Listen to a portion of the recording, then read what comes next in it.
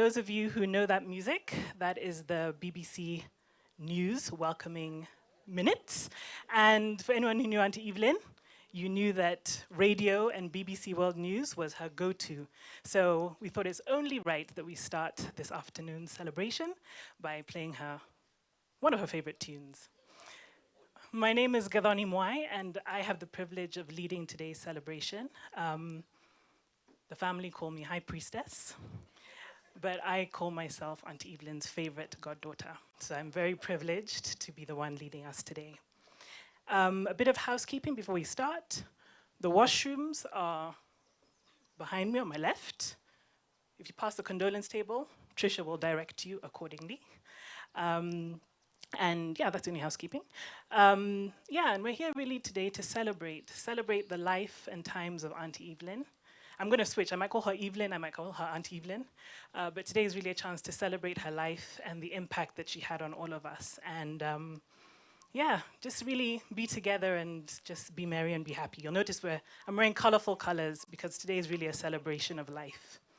And so to kick us off, I'm going to invite Ed Burbage to come and read a little poem. He's going to introduce himself. Thanks very much. Favorite goddaughter, nicely done. Good afternoon, everybody.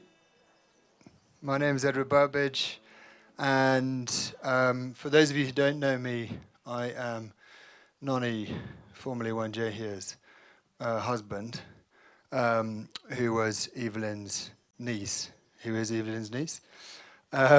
And one of the things that Evelyn and I had in common was that we both love poetry.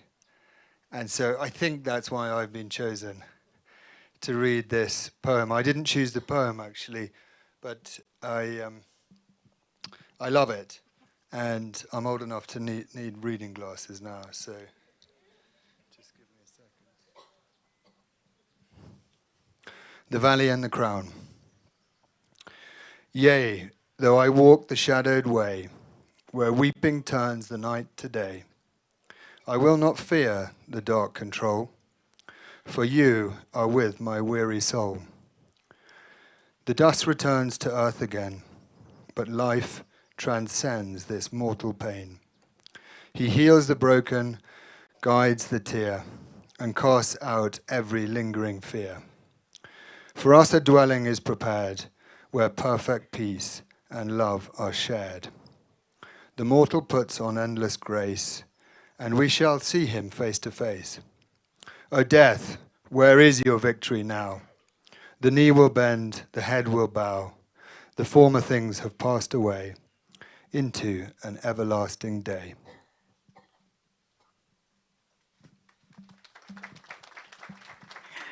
Thank you, Ed.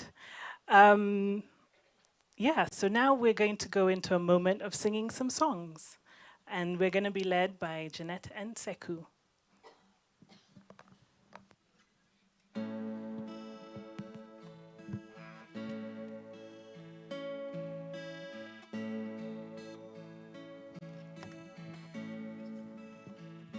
Good evening, everyone.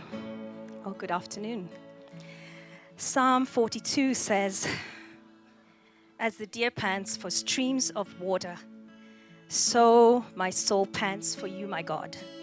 My soul thirsts for God, for the living God, where I can go and meet with God. Why, my soul, are you downcast?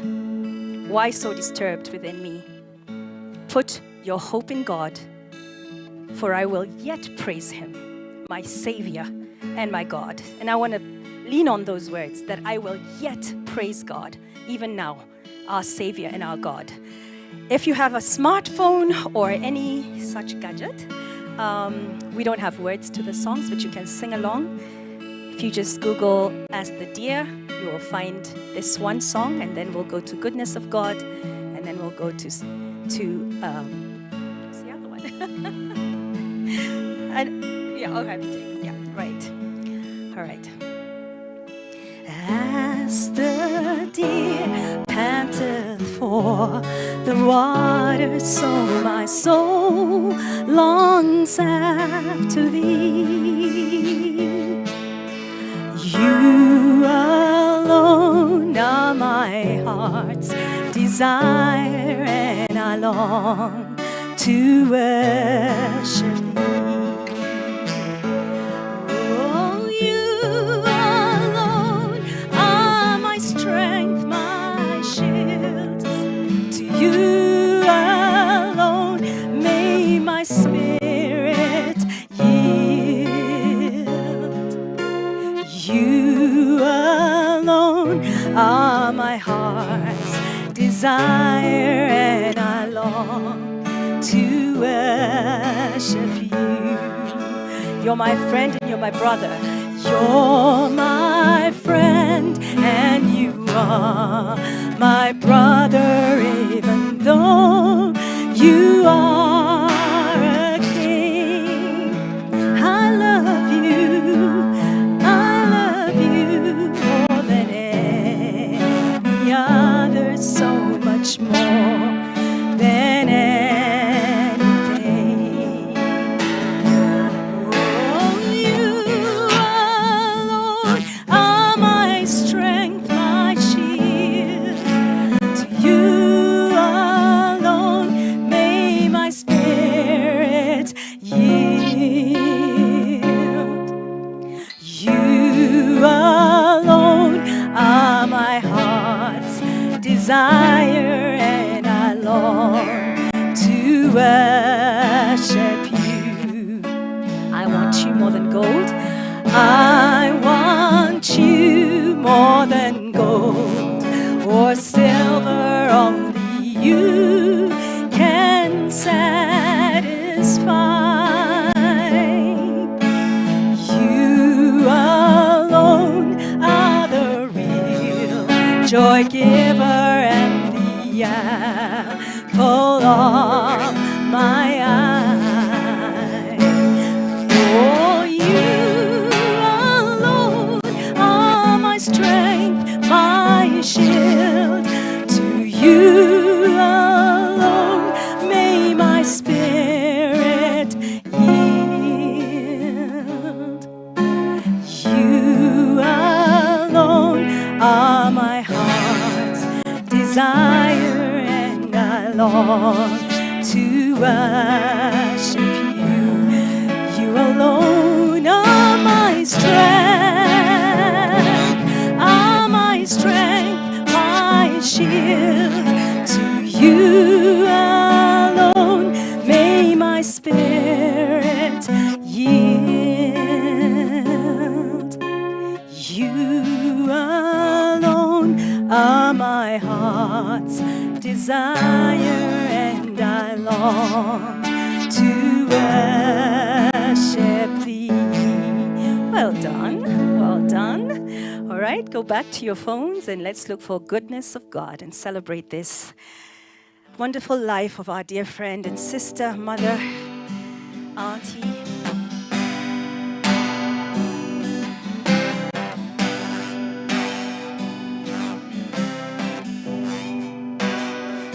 I love you, Lord.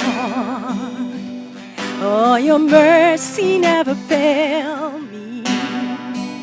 All my days I've been held in your hand. From the moment that I wake up until I lay my head, oh, I will sing of the goodness of God. All my life, and all my life you have been faithful.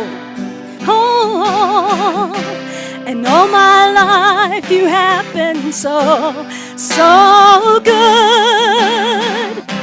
With every breath that I am able, oh, I will sing of the goodness of God. I love your voice. You have led me through the fire. In darkest night, you are close like no other.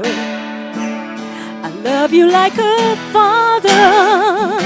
I love you like a friend, and I have lived in the goodness of God. Oh, and all my life you have been faithful. Oh, and all my life you have been so, so good.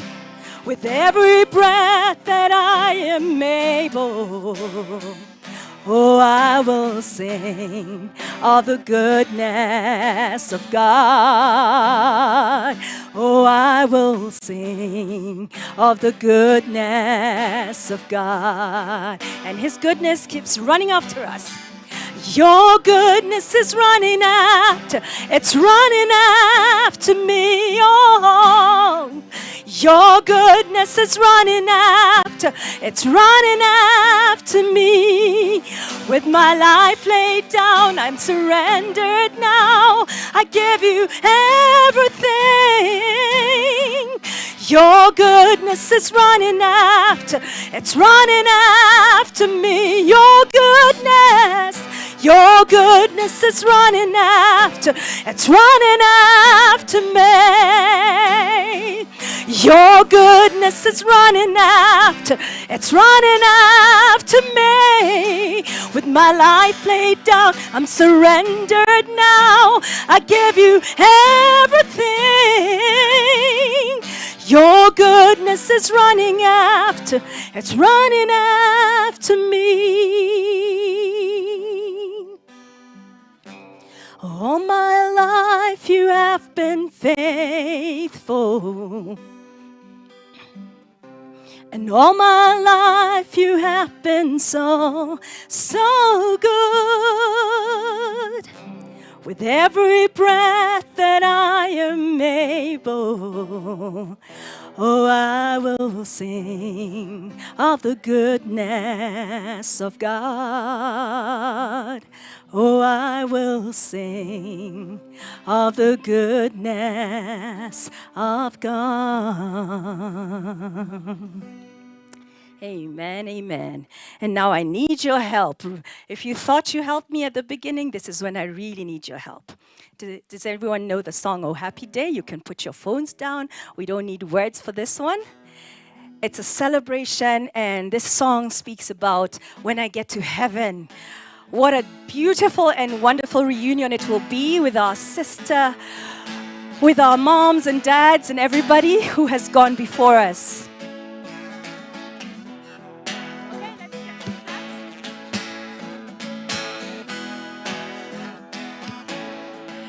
Oh, happy day.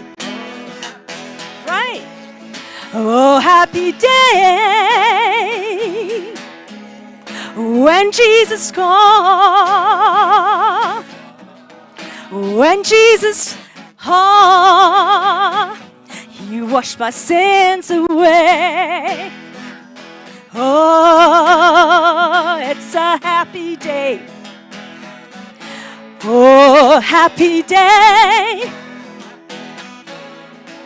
Oh, happy day. Oh, when Jesus washed. Oh, when He washed. Oh, when Jesus washed. He washed my sins away. Oh, happy day. Oh, it's a happy day. He taught me how to watch, fight and pray. Oh yeah, come on, fight and pray, and live rejoicing. Every day, come on, oh, every day, oh, happy day, oh, happy day, when Jesus washed, when Jesus washed. Oh, when my Jesus washed, oh, washed my sins away. Oh, happy day. Oh, now I want you to get on your boogie shoes. Come on, Wandia is doing it right. Oh, happy. Oh, when I get to heaven. Oh, happy. Oh, I'm gonna sing and shout. Oh, I'm gonna put my boogie shoes on. Oh, as I see my folks, oh, happy day. And as we see Evelyn there, it will be super, super happy day. And as we see Caroline, it will be a happy, happy, happy day. Oh, happy day. Oh, it'll be a happy day. Oh, it'll be a happy day. Oh, a happy day. Oh, happy day. Well done. Well done, everyone. Thank you so much for singing along. You may be seated. Thank you so much for that. I hope everyone is feeling the happiness of today. Yes, it is a sad time. We're missing Auntie Evelyn, but she wanted us to celebrate her life. Her last few days, she told us she lived a full life. She lived a happy life, and she wanted us to be here today with one another, remembering all those good times that we shared together. And so today, we're going to start with her life story. We're going to do it a bit differently. We are going to have it in 3 parts, and it's going to be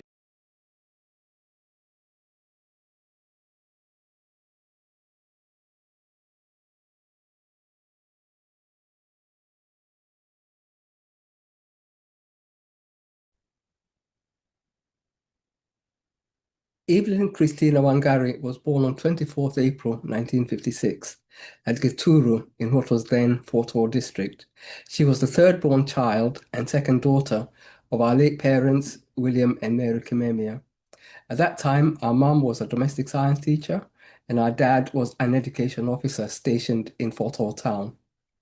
Evelyn was named Christina Wangari after our maternal grandmother, who was a well-known political activist in the period before independence. A park in Thika is named Christina Wangari Gardens in her honor.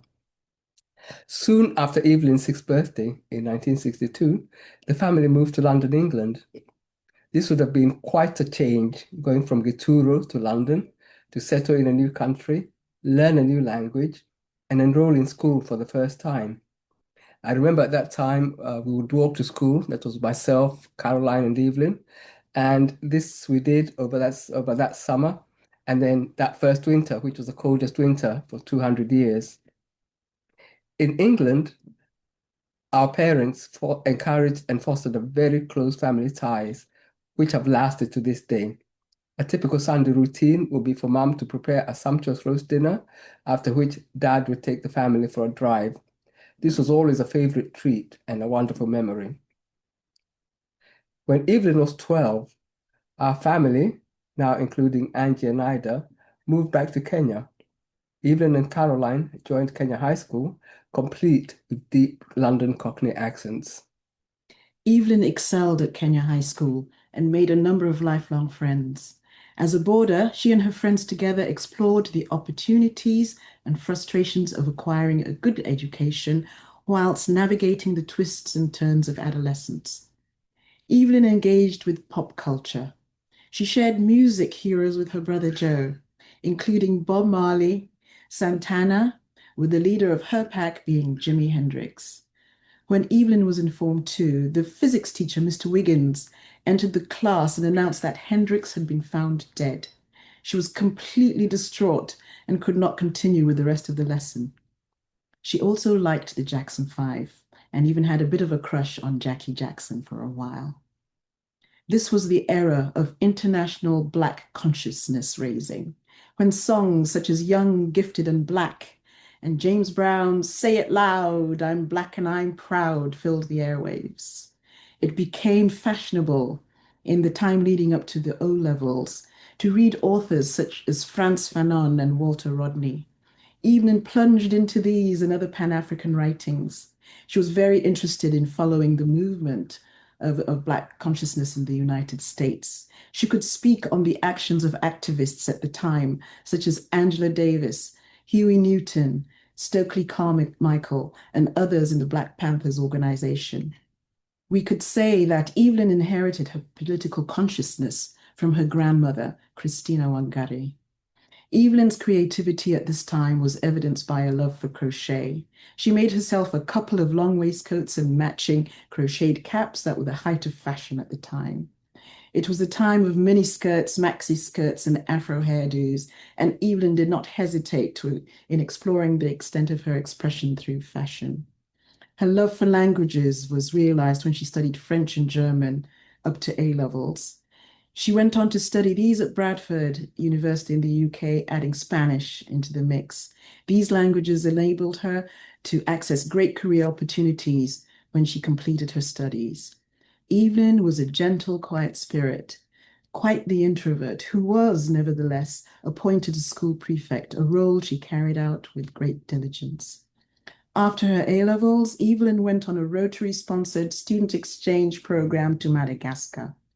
There was, unfortunately, a coup in that country soon after she arrived, and no one could enter or leave Madagascar.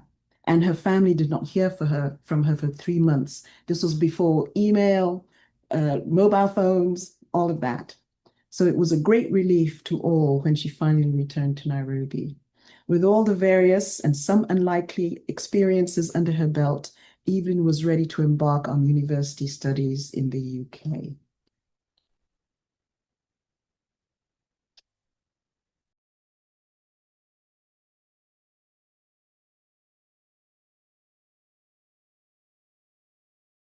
To add that they're in London, but they're watching online, so you can all wave and say that you heard it and you laughed accordingly.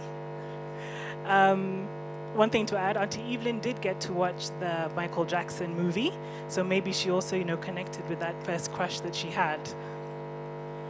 To take us to the next chapter, I invite Uncle Lincoln.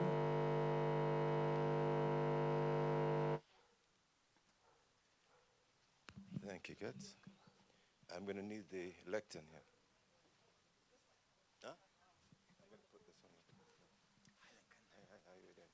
I'm good. How are you? Fine, glad to see you. Where do you want to stand? Yeah, anyway, yes, fine, right. That's good. Good afternoon, everyone.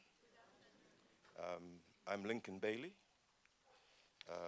Wangari's husband, and I'm here to share with you a 50-year journey with Wangari. So my 50-year journey with Wangari, my graceful, tenacious leopard, ended on the morning of May 23rd, 2026.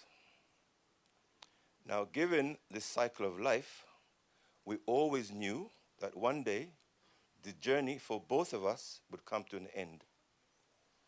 What we didn't know was which one was to come first, and to someday followed by the other. Alas, the first to depart was my Wangari.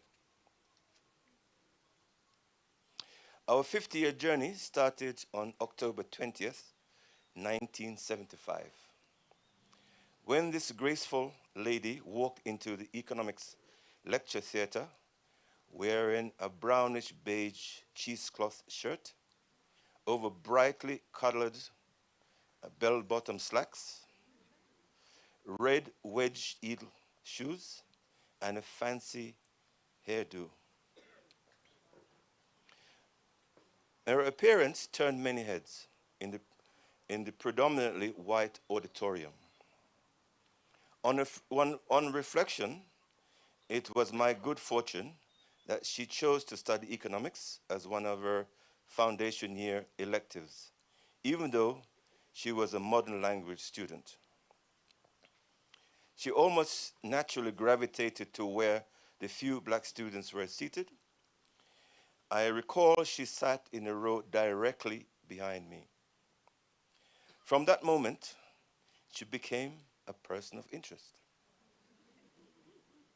and soon to many other suitors, not just from the University of Bradford community, but also Kenyan men students from University of Leeds, Sheffield, Warwick, and Aston. Not to boast,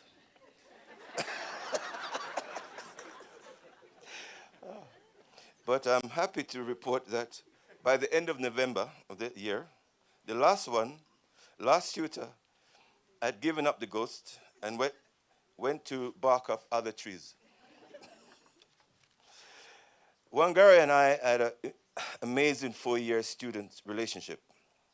In fact, when I first met her, she said her name was Evelyn Wangari Kimemia. When I asked her the meaning of Wangari, she explained to me, and I responded by saying, with such a beautiful name, why would you want to be called Evelyn? From that point forward, she was simply Wangari. I owe a debt of gratitude to Wangari for my direction in life and for what I was to become. Together, we were able to discover southern Spain, Germany, Morocco, in North Africa. As part of her language course, she spent 6 months at universities in Spain and Germany.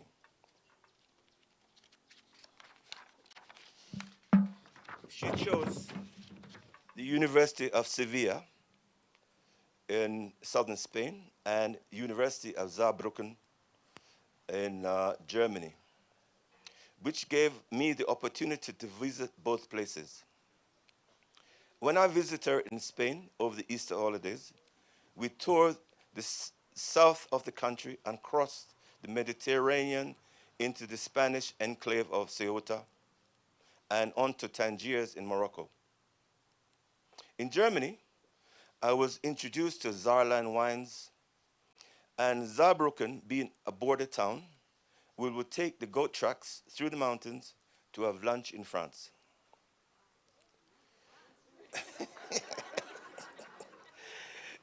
These are trips I would most likely never have made had circumstances been different. After successfully completing her studies in the UK, she returned to Kenya in August 1979. I would follow her in December of the same year. Because of her, new opportunities opened up for me in Kenya. Where I got a job as an economist in the Ministry of Energy, I became a Kenya civil servant with a salary, and I understand it was a good salary at the time, 3,707 shillings. We married on January 9th, 1982. My family from the UK, led by my uncle Sonny Williams, came down to support me. When my uncle was told about the payment of dowry, he thought it very strange that a bride could, in effect, be exchanged for goods.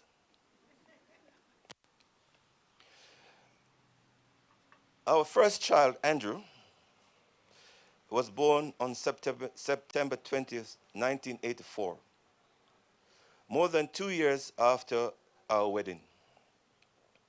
At that time, it was not customary for couples to wait that long before having children, which led many to wonder if something was wrong with us. I recall a very funny incident one Christmas when we went home squared for lunch with the country folk.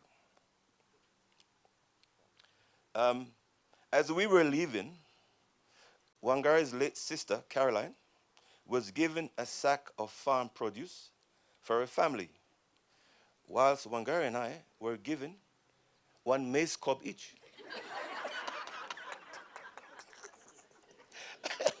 Which really wasn't a very subtle way of saying, where are the children?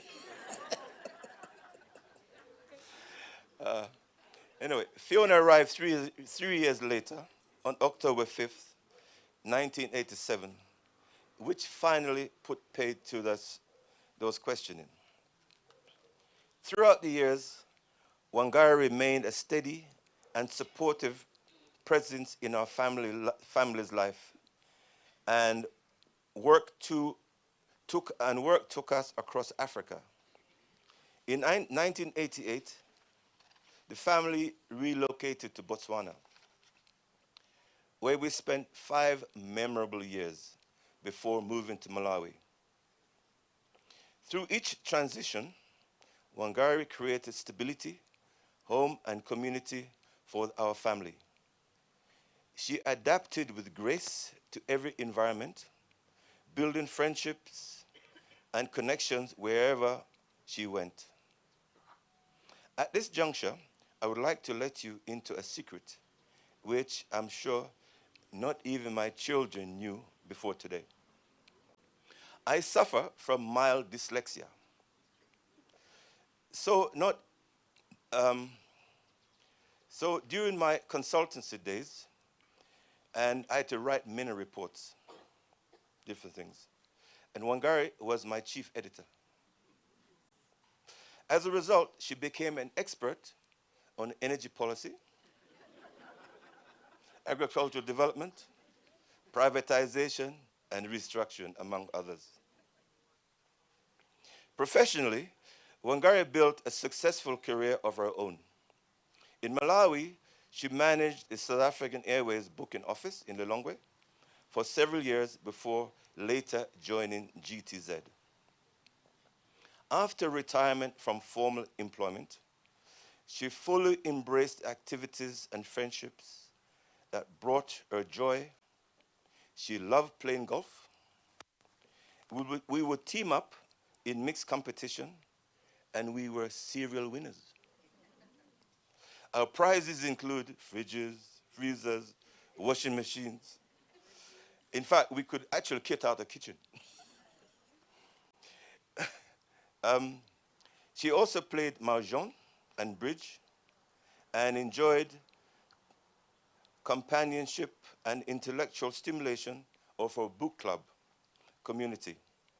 Those who knew her during these days remember her elegance, her wit, sociability, charm, and quiet strength. Alas, as often does, life brought seasons of challenge alongside seasons of joy. In 2019, Wangari made a difficult decision to return permanently to Kenya. Even through periods of personal difficulty, she carried herself with dignity and courage. In her later years, she remained in Nairobi surrounded by family, memories, and the familiarity of home. During her illness, she and I had meaningful conversation that brought reconciliation, healing, and peace. Forgiveness was extended with grace, reflecting the generosity of spirit that defined Wangari throughout her life. Wangari, gone but never forgotten, my one true love.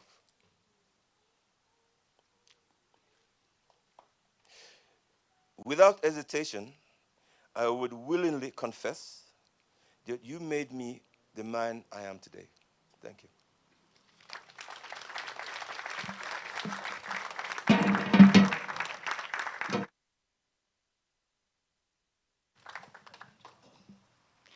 Thank you, Uncle Lincoln. You know, the story that I think always finishes us as a family is that when Uncle Lincoln was brought to Kenya, he came as Uncle Joe's special friend. And so that's how we've always known him until they got married. Yeah, those years spent abroad, I was lucky enough, above all my other cousins, to get to visit Botswana and spend time with the family in Botswana. And we went to Malawi severally, so we saw Auntie Evelyn thriving in those different countries. And we're very glad for the time that she had there, but also the time that she spent here.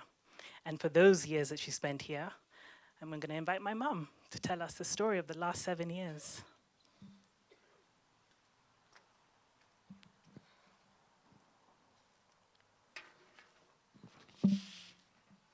We've called it Sisters Reunited, the last 7 years.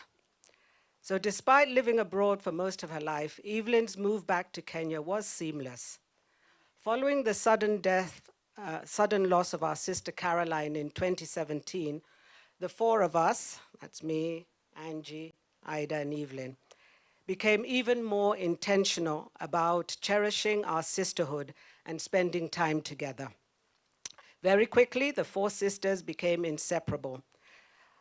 In fact, Evelyn, when she came back, she was very adamant about getting her own flat. And she came very close to buying an apartment on Riverside Drive until we told her, we don't cross the highway, which means we're not coming to visit. And I think she realized the FOMO would be too much. So she didn't, and she lived here, and that was her apartment over there. Close enough that if she ever said, oh, I've just baked a cake, before she's put the phone down, Angie and I are here enjoying it.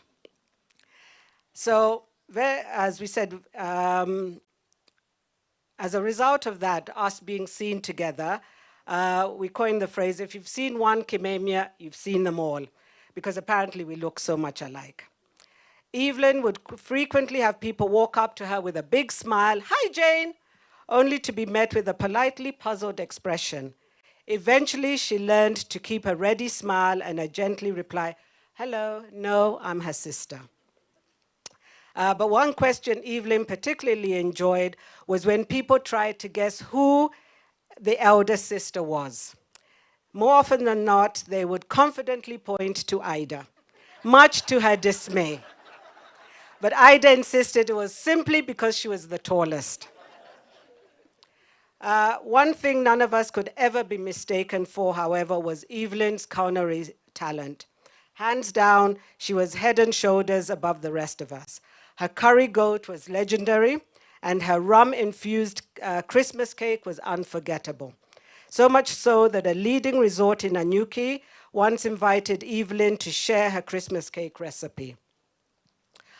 Thanks to Evelyn, she encouraged us to take a renewed interest in our family coffee farm in Regeda, which had been somewhat neglected over the years.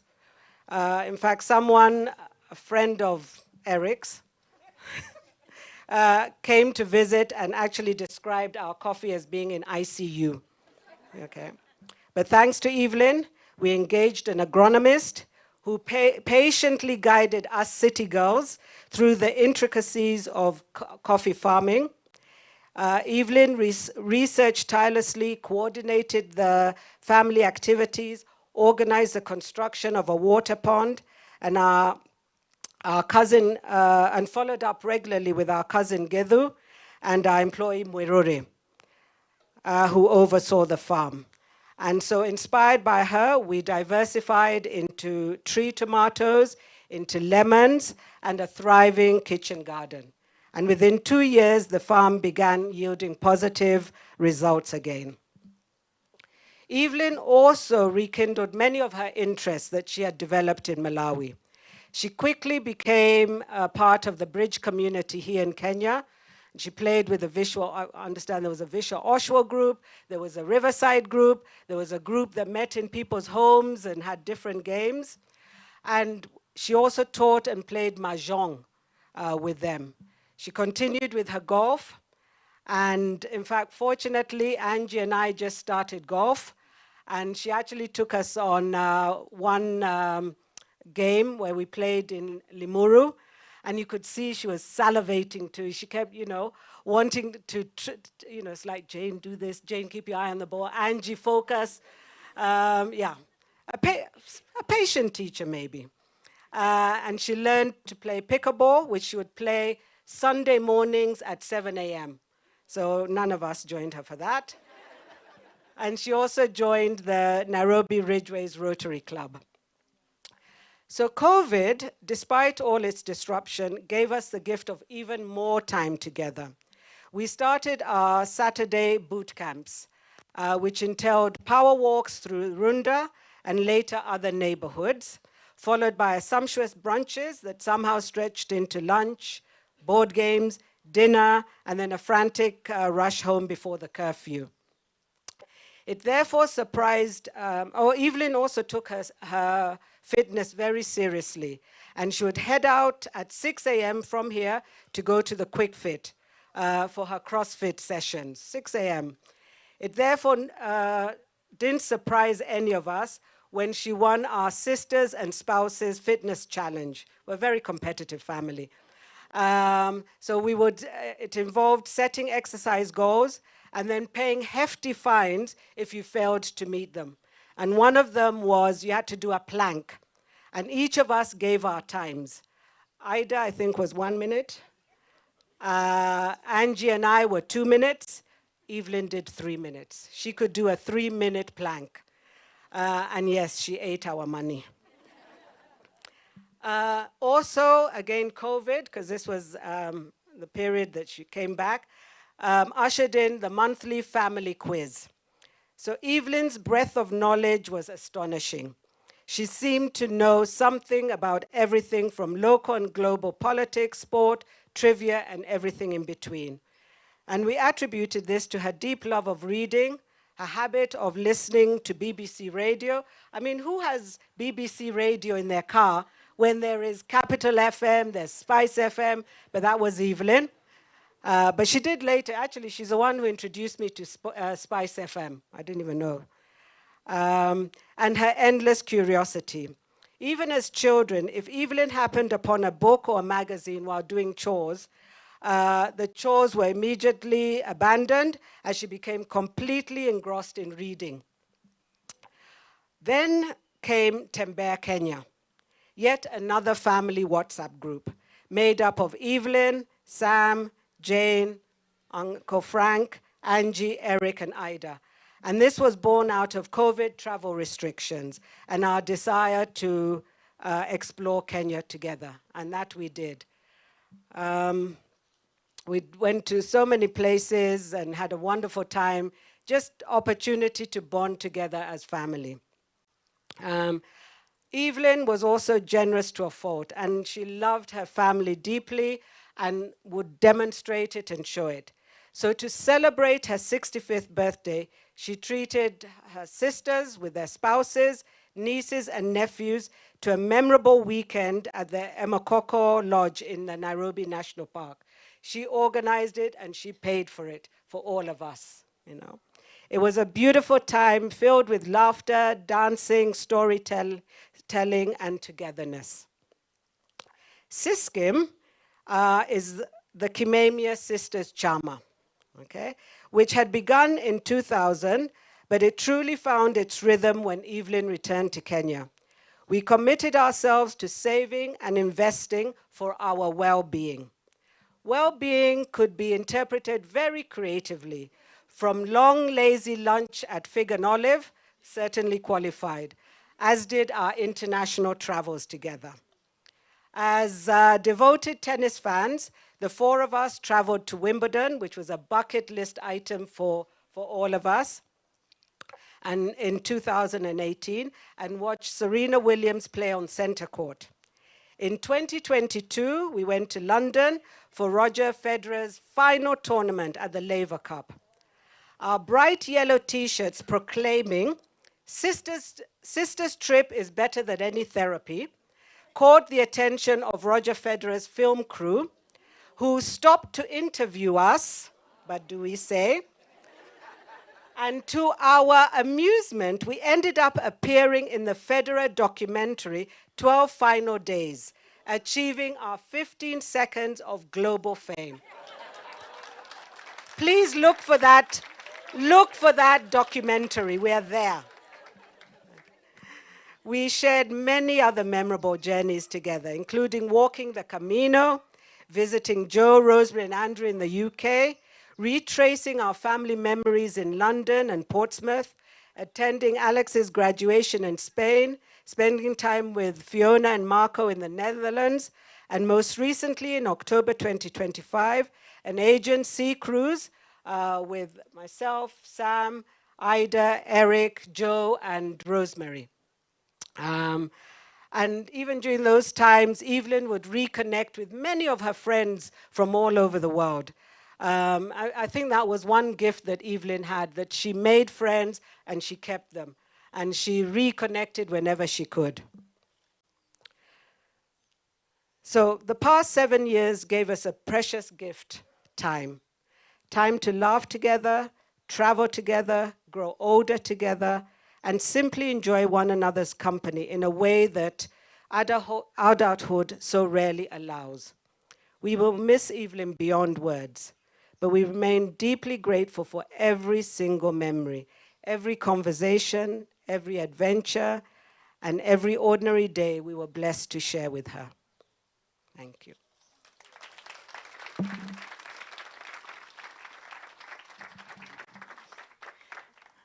So that was Auntie Evelyn's story.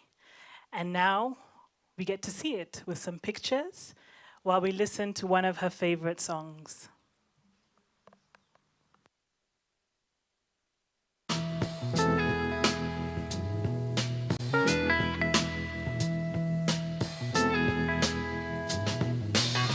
Billy Ray was a preacher's son, and when his daddy would visit, he'd come along. When they gathered around and started talking, that's when Billy would take me walking. Out through the backyard we go walking. Then he looked into my eyes. Lord knows to my surprise, the only one who could ever reach me was the son of a preacher man. The only boy who could ever teach me was the son of a preacher man. Yes, he was. He was. Yes, he was.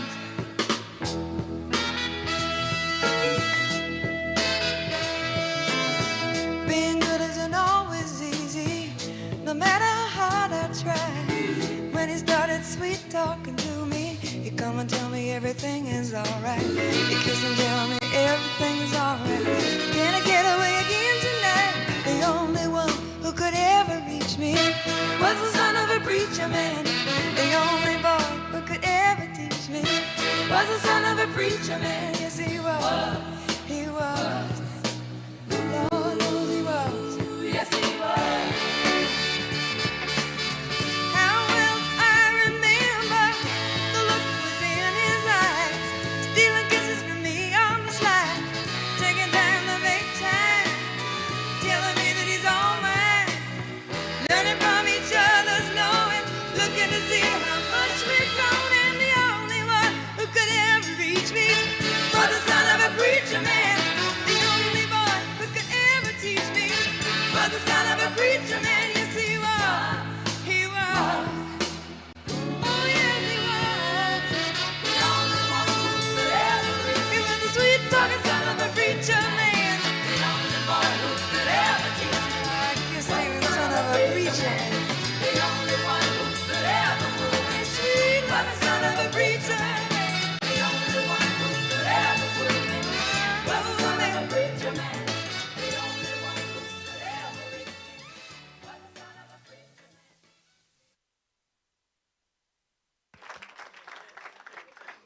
I'll. Oh, wait, no. Oh, thank you. Being given direction from those who are not in charge. So those are only a few photos. I'll tell you, I gave Auntie Angie the challenge to pick 40 pictures for the slideshow. And yesterday she gave me 205. So we're going to have them playing as we do the tributes. And this is, a chance to hear the story of Auntie Evelyn through the impact that she had on other people's lives. And so we are going to start with Auntie Ivy and the Camino, a Camino reflection.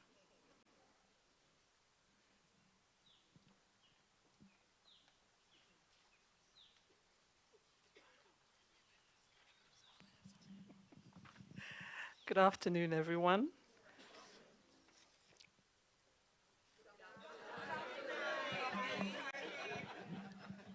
Just wanted to make sure you're all still here.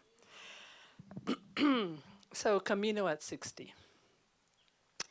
Learning to be alone with one's thoughts, how to savor the journey, and how to find peace through repetition, one step after another.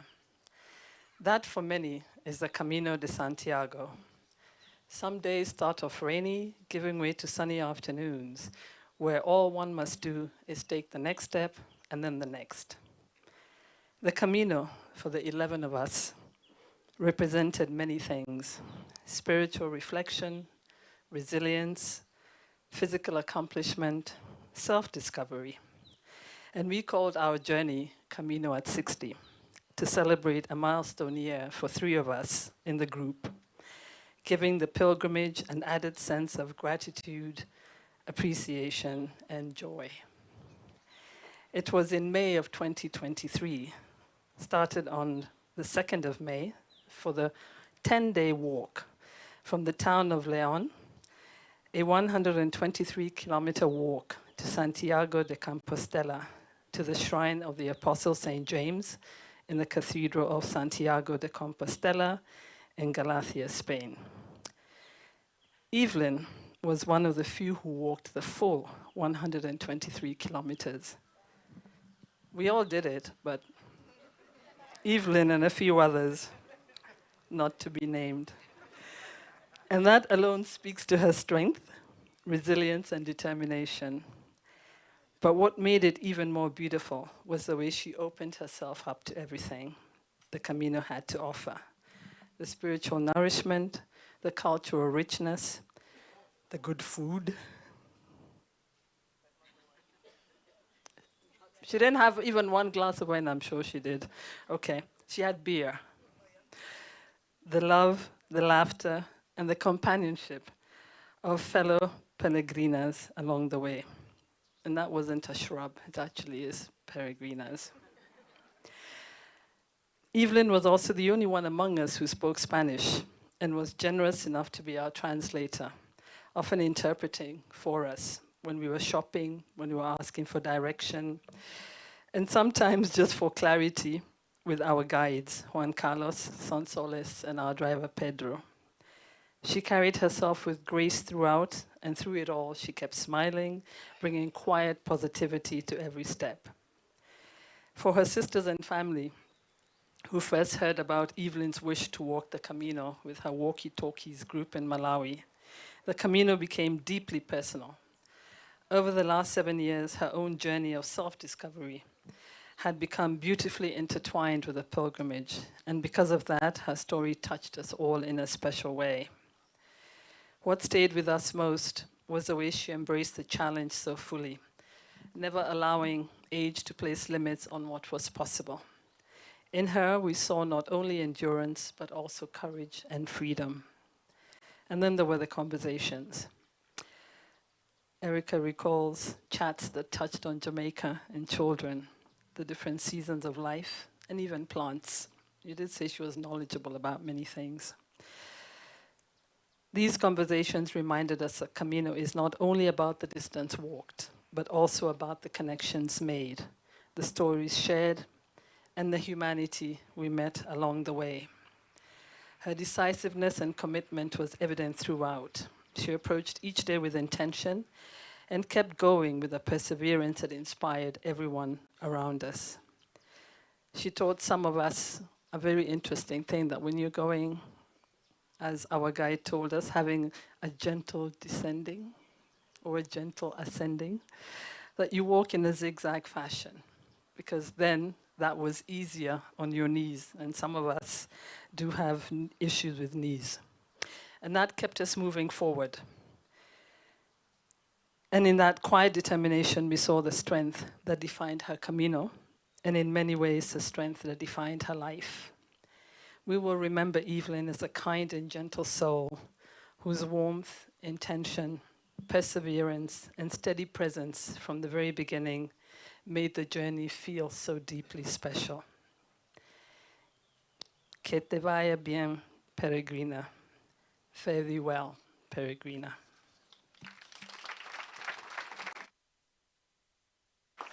Thank you, Auntie Ivy. I hope that people can take note. Sometimes trips can make it out of the group chat. And these guys really committed, getting matching T-shirts for, I think, every other day of the Camino. And I think that WhatsApp group was just every day. I mean, just judging from my mom, we used to get pictures of cows as they were walking. But it really, yeah, it was a real inspiration. I don't know if I'll do a walking holiday ever, but I'm glad that those who like to do that, do it. And now I'd like to invite Diana to come and give a reflection.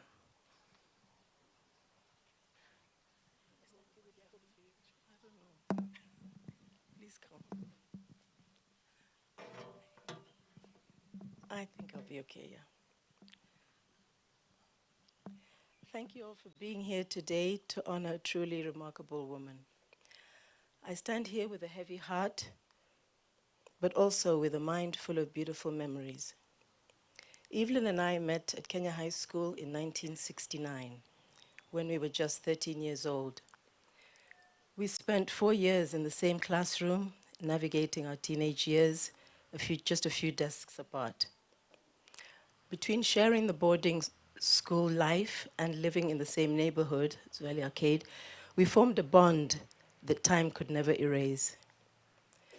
We didn't know it then, but those school days were the foundation of 57 years of friendship. This is really incredible when I think about it. Over the years, we kept in touch despite being separated by oceans.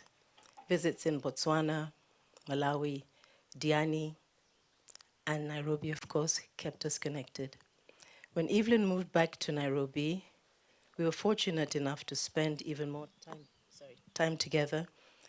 We could have lunches, dinners, real estate viewing, concerts, and even visiting the family farm.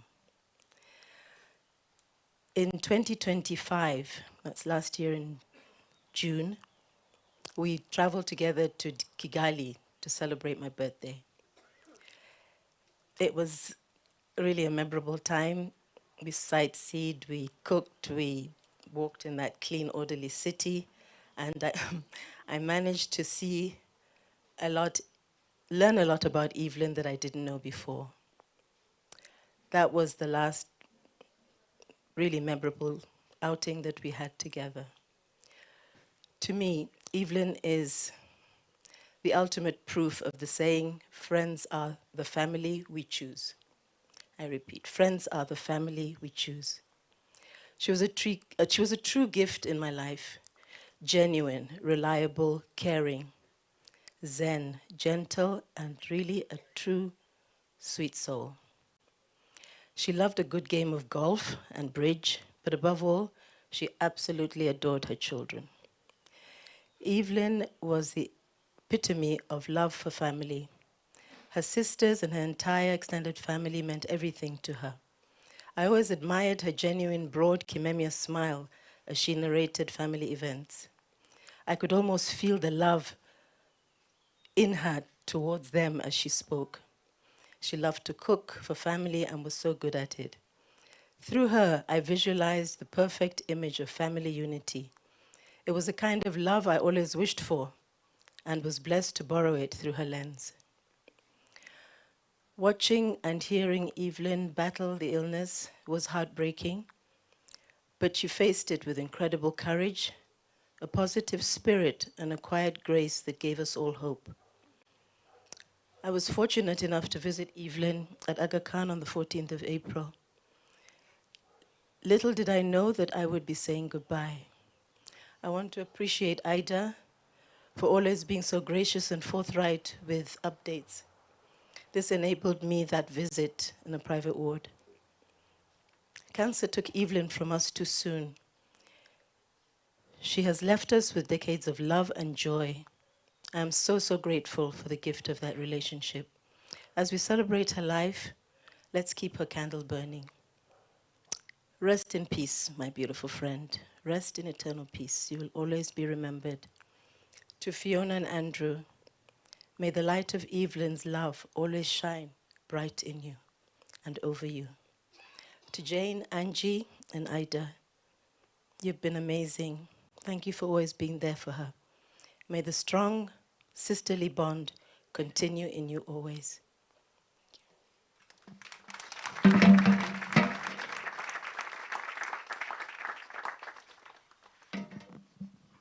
Thank you.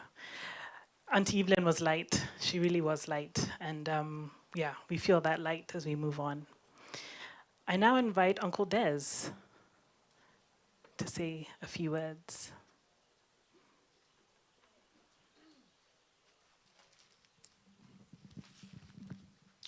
Welcome, welcome, welcome, family and friends.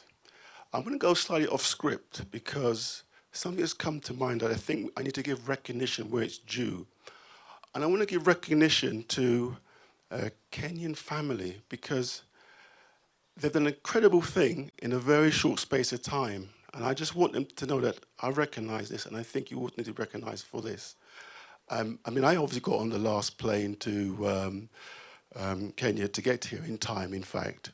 And I'm going to actually, even though they're all married, but I'm going to use their family name and their maiden name, Kimemias, because you should be recognized for an incredible job that you've done in representing your sister.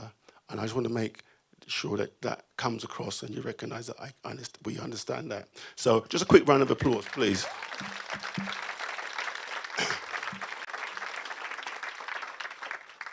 I should have introduced myself when I first picked up the microphone, and I will do now, so really sorry about that. So Evelyn is my sister-in-law, married to my brother Lincoln. Everybody knows Lincoln for good reasons and perhaps not so good reasons, but anyway, he's my brother, and that's how it is. I know he's got this puzzled look on his face.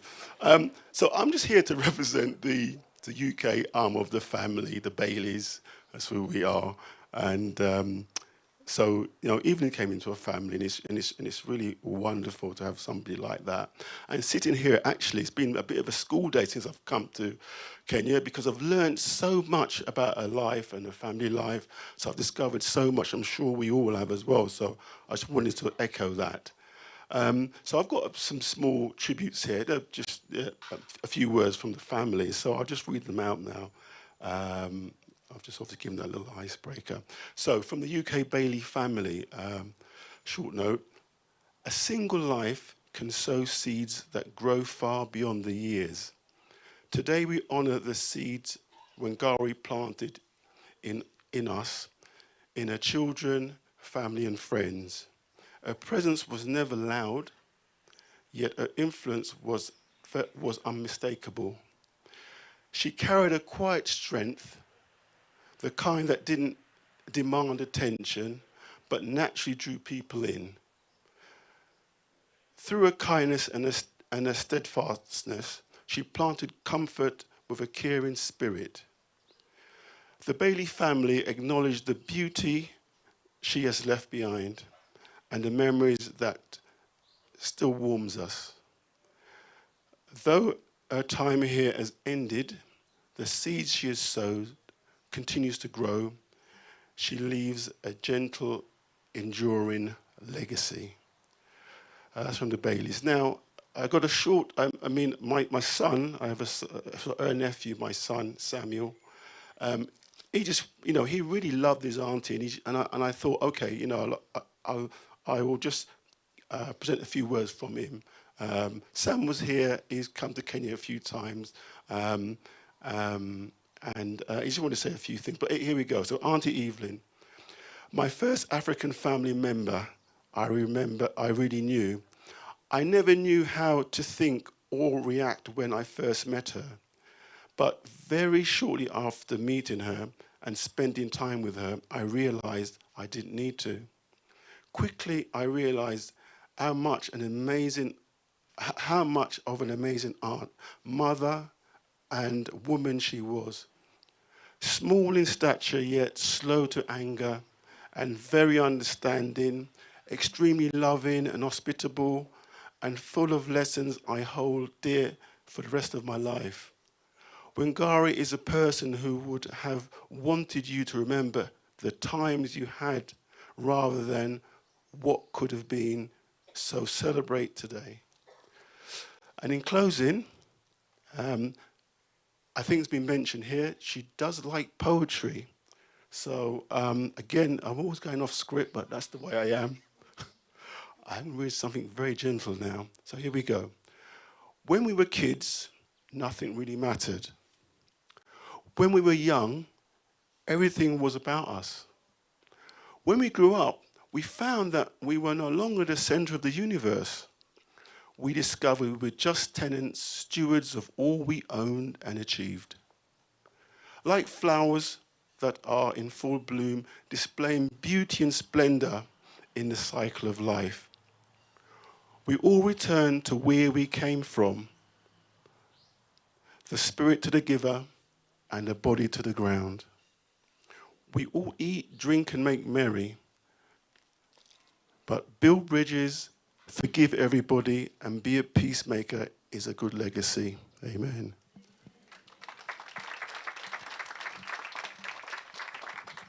Thank you, Uncle Des. I will just add that we are very grateful to the Bailey family because through them we discovered curried goat, jerk chicken, and Jamaican ginger cake, which has kept us fed through Auntie Evelyn for many, many years. And I would now like to invite my cousins. This is your moment.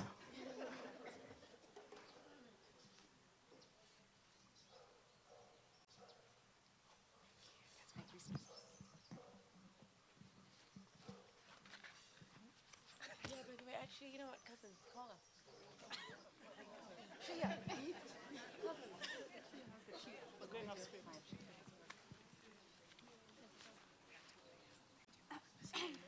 Okay. Tribute from Auntie Evelyn's nieces and nephews. Our dearest Auntie Evelyn.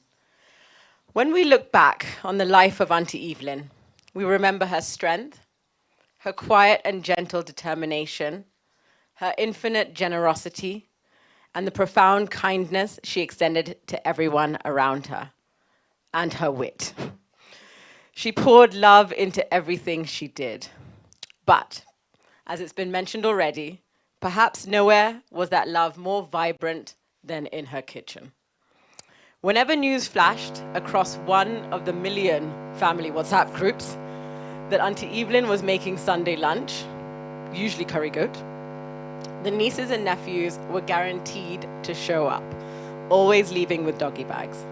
McKenna, who is unfortunately not here today, still insists that her peach cobbler is the best she's ever tasted. Auntie Evelyn shared generously, everything from tiramisu and cheesecake recipes to chocolate fudge cake, passing them on with a gentle patience that we will forever cherish. She reassured a nervous Lulu that crushing biscuits too hard would not ruin her table. And she lovingly took the time to teach Nimo, Nya's daughter, how to make chocolate chip cookies. Nya's earliest memory was of Auntie Evelyn baking her 6th birthday cake. Oh, you remember that. Beautifully shaped in the number 6 and a bright shade of pink. From then on, Nya always wanted to emulate Auntie Evelyn's baking skills. And she will forever treasure the hours spent learning her legendary Christmas cake recipe and how Auntie Evelyn had her sourcing the exact ingredients from all over Nairobi because the cake had to be perfect. Beyond the kitchen, Auntie Evelyn's love was a quiet sanctuary. She embraced the role of Anna, our high priestess, as her godmother from the very beginning, even leaving a 3-month-old Fiona to come and support Auntie Jane in caring for a colicky baby Anna. That spirit of care, presence, and unwavering support was something Anna Mwai has felt throughout her life. Each of us experienced her love differently, but always deeply. To Shehia, Auntie Evelyn was Mami Munini, someone who showed her love not only by showing up, but through the genuine joy she found in hearing about his life and escapades. She listened to every detail of his stories because to her, they truly mattered. To Nonny, she was Tatawaini, a nickname born from Nonny, a nickname born when Nonny was left in her care for a few weeks as a toddler. For Nonny, having Auntie Evelyn just down the road for the past 7 years was the greatest blessing. Her children spent so much time with her that hers was actually the first car and number plate her twins memorized, second only to their mom and dad's.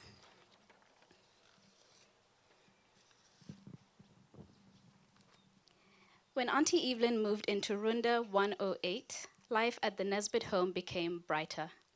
McKenna and Lulu. What? Oh! I thought I heard the wrong thing.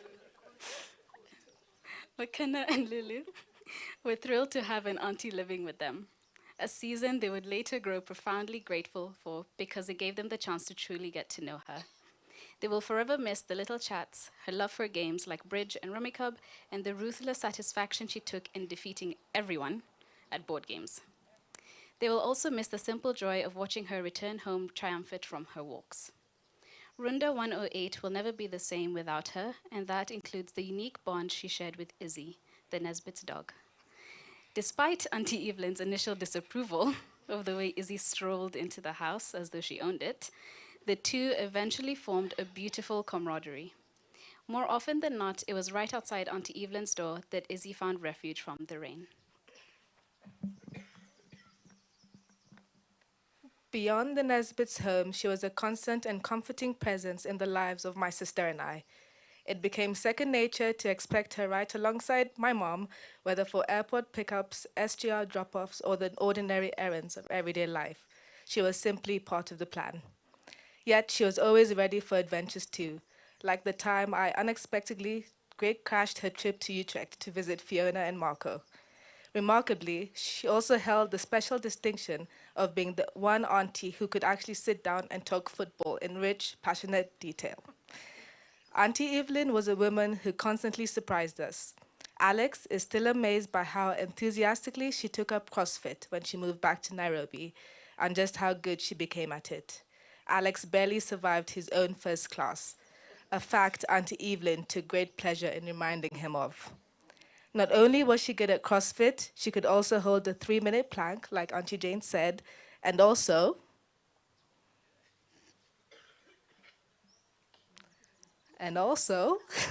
yeah. No.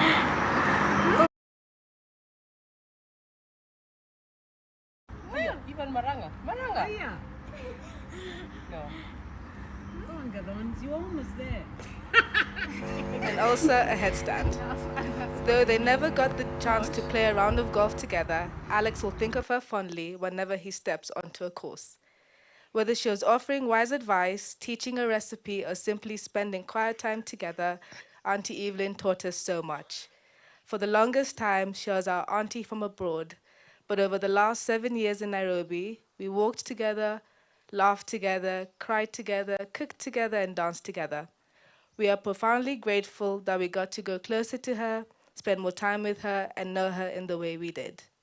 We take comfort in knowing she went peacefully and that her unique elegance and grace live on so beautifully in Fiona and Andrew. After a long and courageous journey, may you now rest peacefully. Rest well, Auntie Evelyn. Love Nya, Shehia, Noni, Alex, Anna, Wadera, Godoni, McKenna, Louise, and Matthew. Thank you.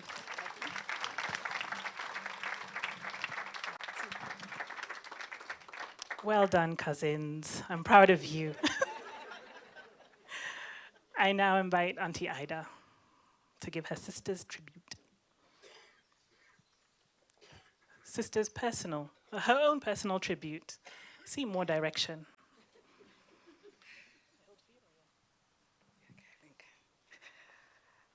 I guess it's interesting because we didn't sort of share tribute, so I'm loving also hearing the nieces and nephews and everything, and the parallels. So you might hear a bit of repetition, but it just also means a consistency. She really was same thing to all of us. Okay. So Evelyn and I were quite different. I am tall, at least by Kimemia standards, while she was petite.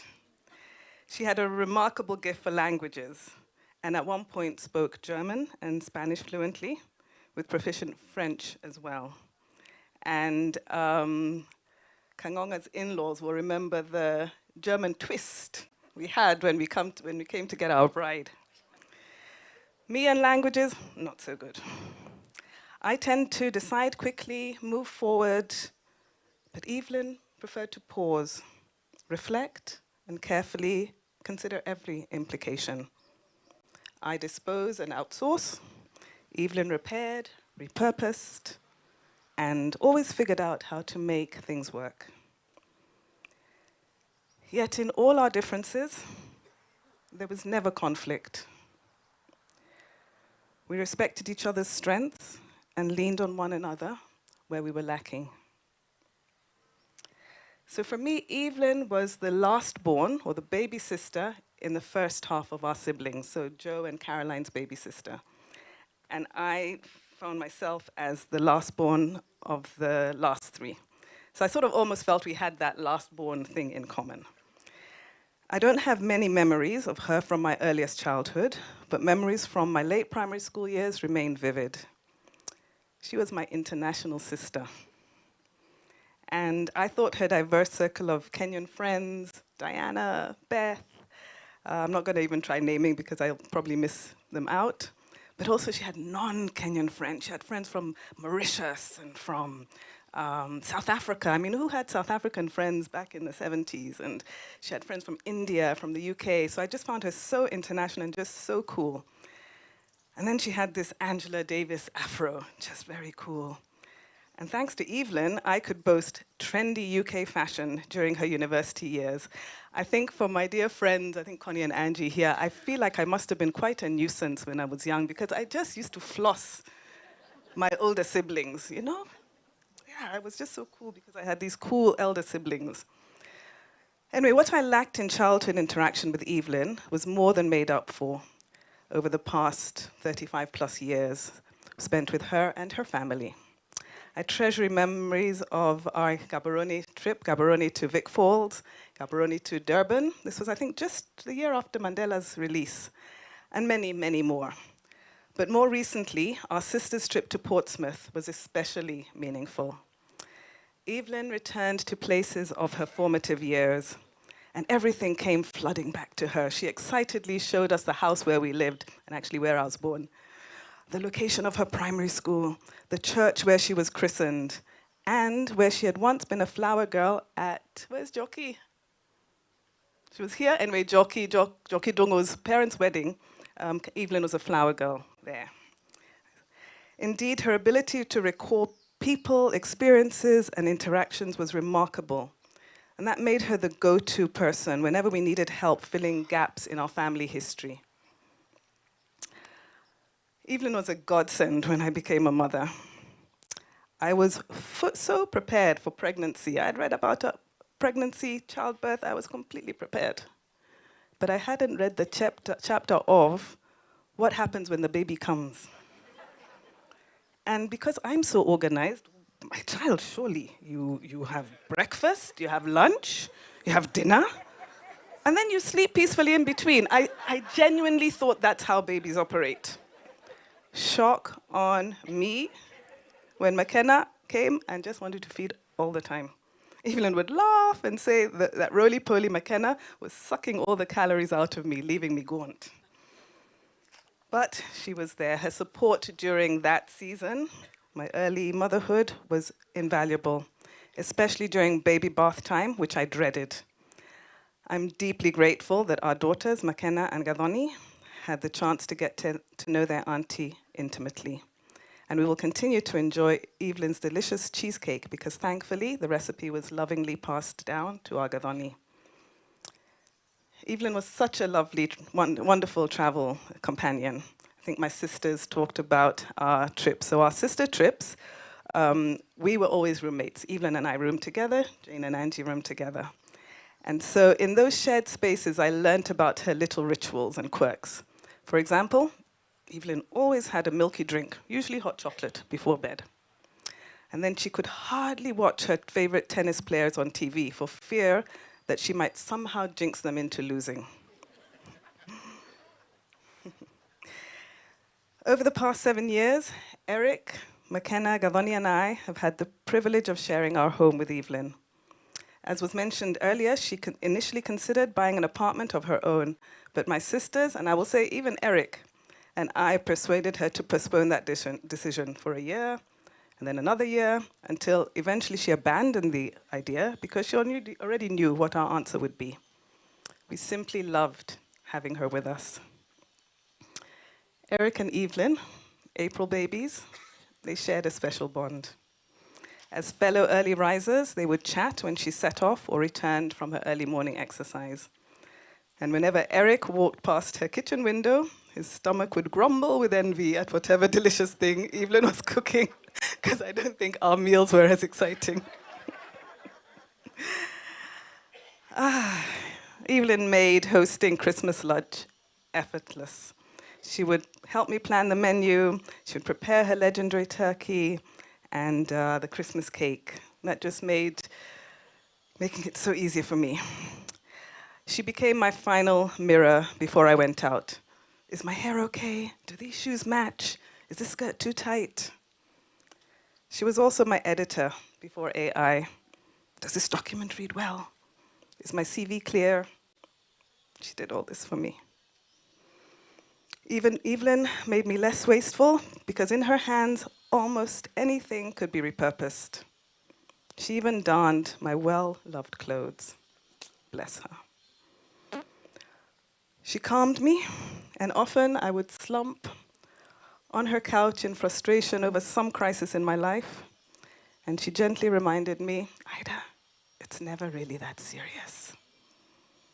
So, Eric, McKenna, Gavoni, and I will deeply, deeply miss Evelyn's presence in our home and in our lives. Rest well, dear sister, until we meet again.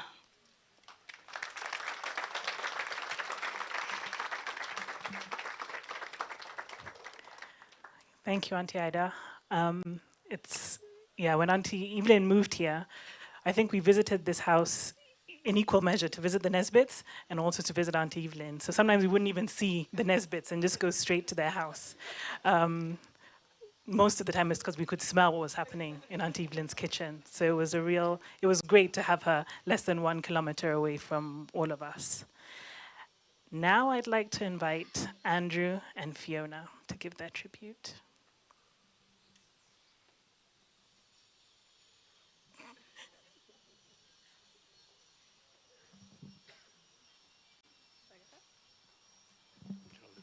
Oh, thank you. Oh. To me, our mother was love in its most constant form. To us, she was more than a parent. She was our anchor, our guide, and the quiet strength that held our family together through every season of life. She had a way of making everything feel steady, even when life was not. My mother was a woman of deep love and quiet resilience. She didn't always need many words to make her presence felt. Her care was shown in the way she looked after people, and over the last days, many have attested to this. Whenever I would fret over something, studying for an exam, preparing for a job interview, she was always the first person I would call. She would offer advice, but it was really her words of encouragement that helped propel me forward to take on the challenge ahead. She had a remarkable way of turning ordinary moments into warm and hilarious memories. I am very fond of eating raw onions, which my mum found absolutely atrocious. One moment Andrew and I remember very fondly is when I was happily crunching on an onion in her presence, completely content. Mum stopped what she was doing and abruptly said, "Stop eating those onions, you stupid child. You stink." There was a beat of silence. And then Andrew and I, we looked at each other.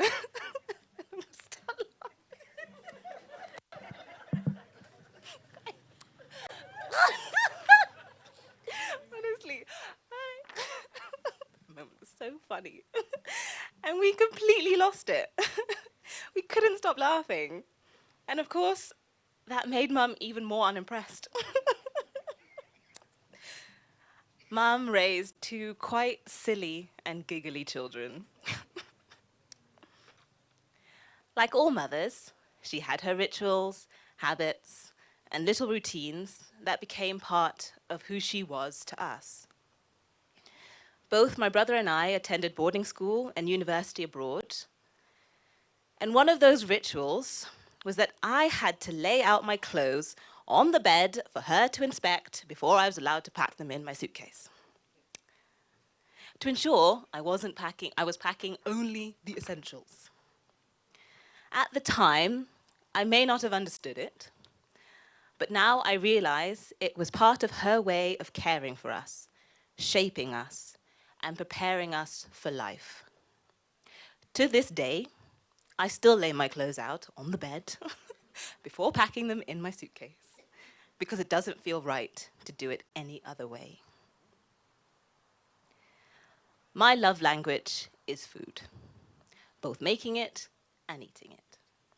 And my passion for cooking, baking, and experimenting with recipes comes in part from her. As we have heard, my mum had excellent culinary skills, and I loved to watch and learn from her. It was how she nurtured us, how she welcomed people, and how she made the house feel like a home. In many ways, every meal that she made was a quiet expression of who she was. And that is something I carry with me every day. During her illness, together with our aunts, my brother and I walked closely alongside her through every stage of her health journey. We shared this time in a very close and intimate way. We supported her, we worried for her, we laughed with her, and we simply sat with her through it all. It was during this time we came to truly understand her strength and her courage, and that she was also extremely stubborn. She held on fiercely to her independence, even when it would be easier to let go. And looking back, I see that part of her dignity. I see that as part of her dignity and her character. Now, as we say goodbye, we do so with both sadness and gratitude. Sadness, because we will miss her presence in our lives, but gratitude, because we were blessed to have her at all. Her love did not end. It continues in each of us, in the values she passed on and the lives that she shaped. Mum, thank you for everything you gave, everything you carried, and everything you were. You will always be with us, in our memories, in our hearts, and in the way we live our lives. We love you, and we always will.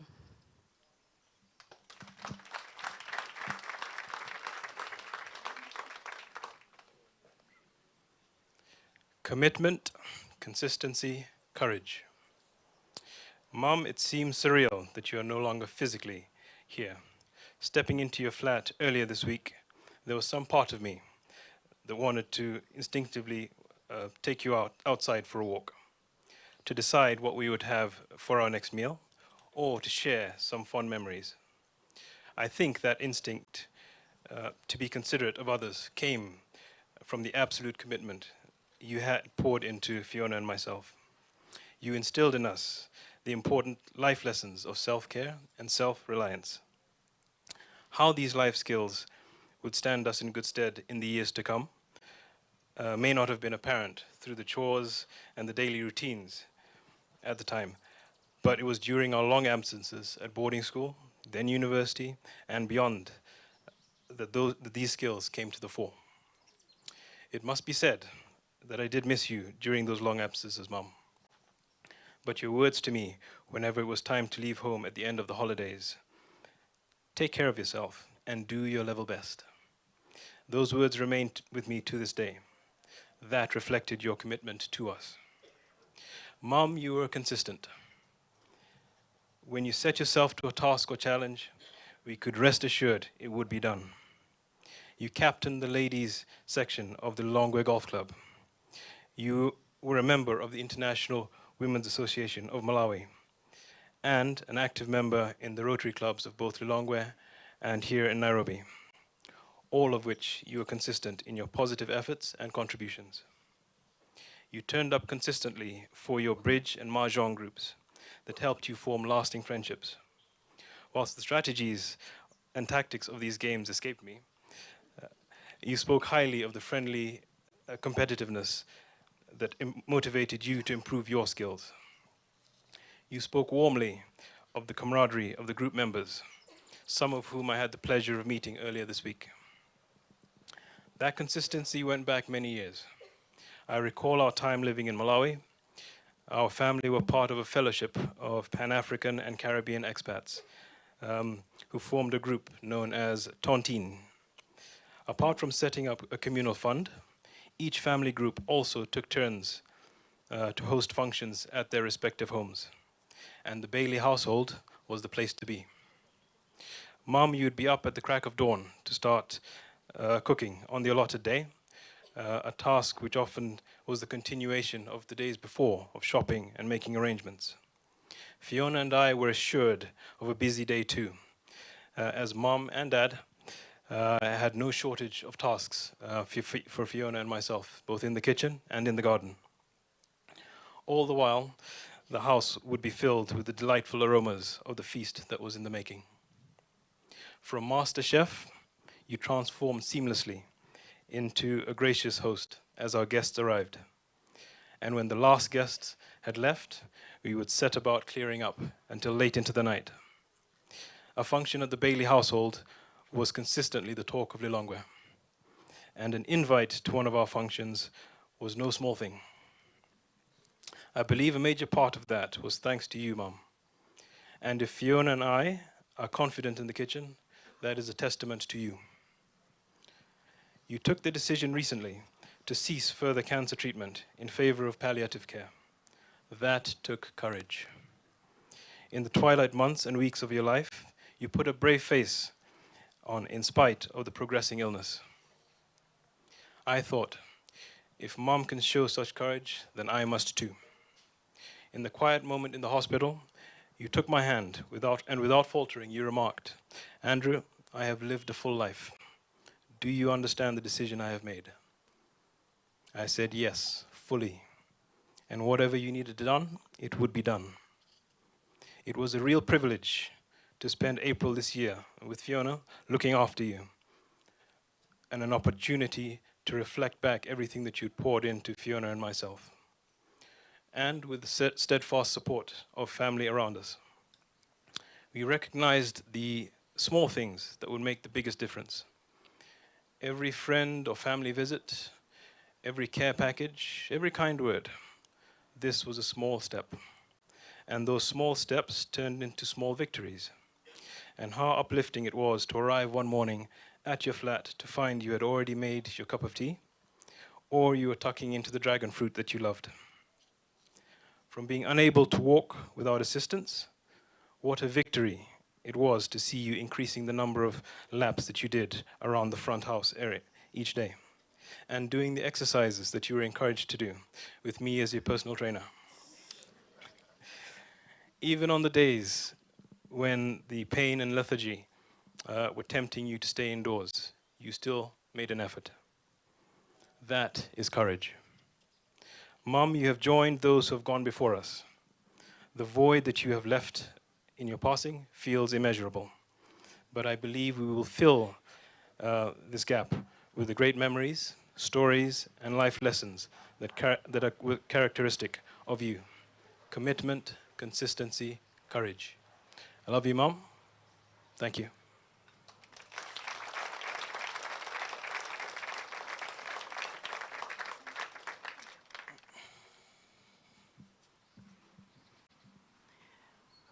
Before we continue, housekeeping announcement. KBU 215A, your car is blocking the road. Please attend to it. We'll close our eyes and that person can just get up.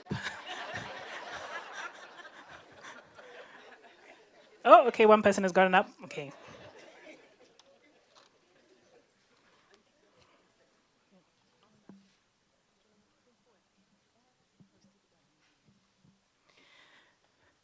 Today, we celebrate the light that Auntie Evelyn was in all of our lives. We gather here not only in grief, but in gratitude for a life that touched so many of us in so many ways, both quiet and profound. These candles over here are more than light. Each flame is an act of remembrance, a way of saying we have not forgotten, we will not forget. Love does not end with life. It continues, carried forward in every story we share, every kindness we pass on, every curried goat we eat, every moment we pause and feel her near. So, we are going to light some candles to pass on the light that Auntie Evelyn was in all our lives. I invite Andrew and Fiona to light their first candles.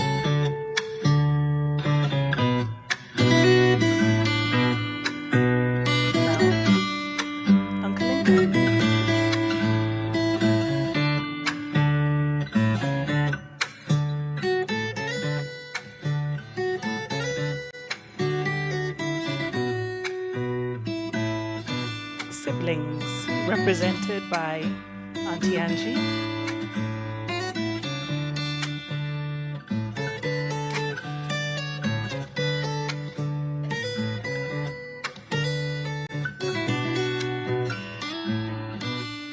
In-laws, represented by Uncle Eric.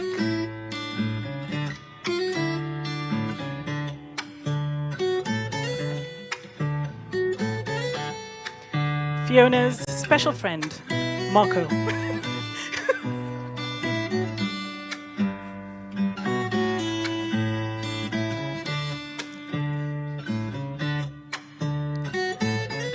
Noni? Oh, yeah. Nieces and nephews, yes.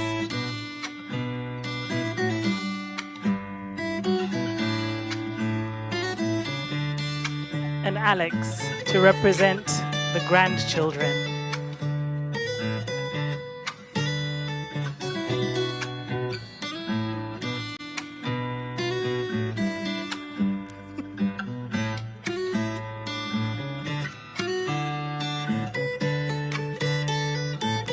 So as we light these candles together, we are doing something ancient and deeply human.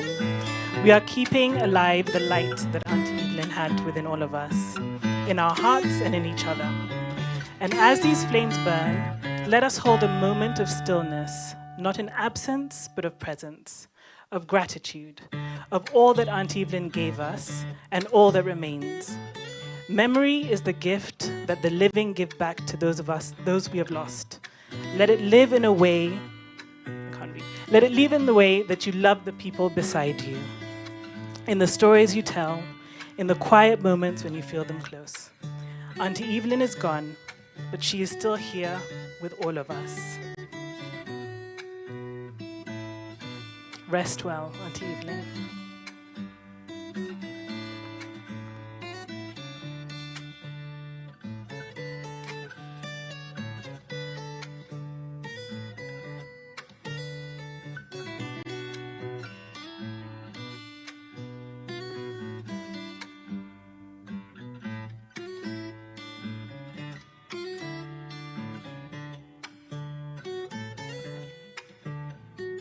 I know a lot of you recognize that song, so I think it's only right that we sing it and just remember Auntie Evelyn's spirit with us. So I invite Jeanette and Seku to come back again and lead us with a few verses.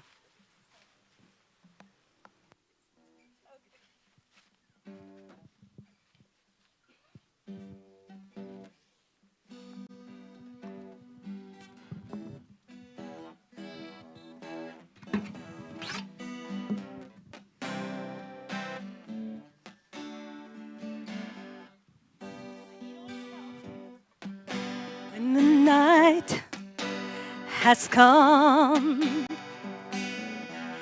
and the land is dark and the moon is the only light we'll see. No, I won't be afraid. Oh, I won't be afraid. Just as long as you stand by me. So darling, darling, stand by me. Oh, stand by me. Stand by me, stand by me, stand by me. If the sky that we look upon should tumble and fall, or the mountain should crumble to the sea, I won't cry, I won't cry, no, I won't shed a tear, just as long as you stand by me. So darling, darling, stand by me, oh, stand by me, oh, stand by me, stand by me, stand by me. Oh, darling, darling, stand by me. Oh, stand by me. Oh, stand by me, stand by me, stand by me. Thank you all. Thank you. And I invite Andrew to give us a vote of thanks.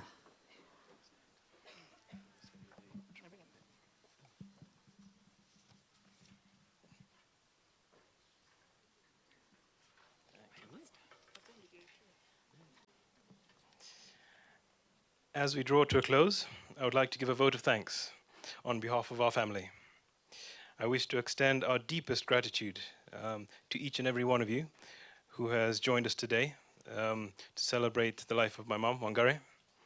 Your presence, your prayers, contributions, kind words, and shared memories have been a source of strength and comfort during this time. We are profoundly thankful to the family members and friends who have worked tirelessly to make today's celebration so meaningful through shared tributes, music and song, and the setup which has created such a wonderful atmosphere, which my mom would have approved of.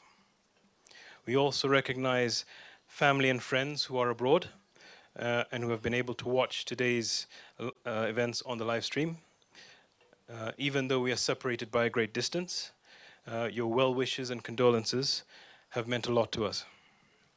We are also grateful to the medical team who provided such diligent care and attention whilst my mother was at hospital and at home. We recognize and express deep gratitude to my Uncle Eric and Auntie Ida Nesbitt, who graciously opened their home to host today's special ceremony, and for allowing Evelyn to make this her home over the past years. Thank you once again for being with us, for honoring my mother's memory, and for helping us to find comfort through this fellowship. Thank you. Thank you.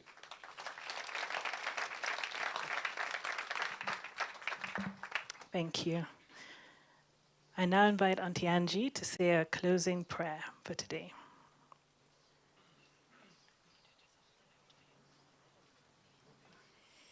Let us pray. We give thanks for Evelyn's life, for the woman she was, and for all the ways she touched us, each in our own time, in our own way. We are grateful for the love she poured out and for the legacy she leaves behind, colorful, warm, and unmistakably hers. We thank you for drawing us together today, familiar faces and new ones alike, bound by the gift of having known her. May her light continue to shine in each of us long after we leave this place. May we carry the lessons she taught us, whether spoken or simply lived. May we hold the memories gently and return to them whenever we need her. We pray for all who are walking the cancer journey, for those carrying the weight of it, and for those who walk quietly beside them. May you find strength for each day, courage for what you cannot yet see, and a peace that holds you through it all. And finally, as Evelyn would have wanted, may we come to the table, enjoy the food prepared with love, and nourish one another just as she always did. Amen.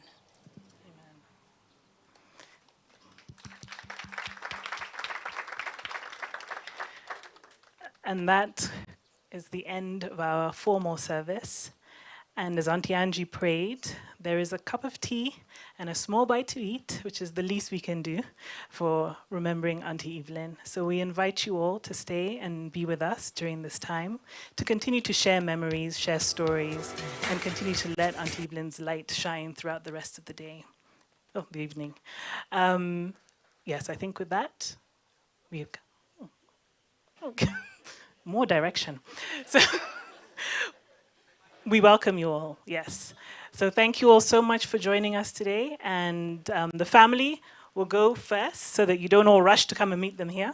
You can go and find them over there. And yeah, with that, we thank you all so much for being here with us. Those of you online, I hope you can also enjoy a cup of tea and continue to watch the video of pictures as they continue to go through. Thank you all so much.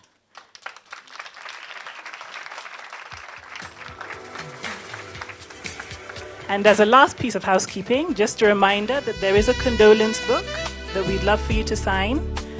Please also walk around and see the various pieces of art that Auntie Evelyn, just remembrance of her. And finally, someone has lost their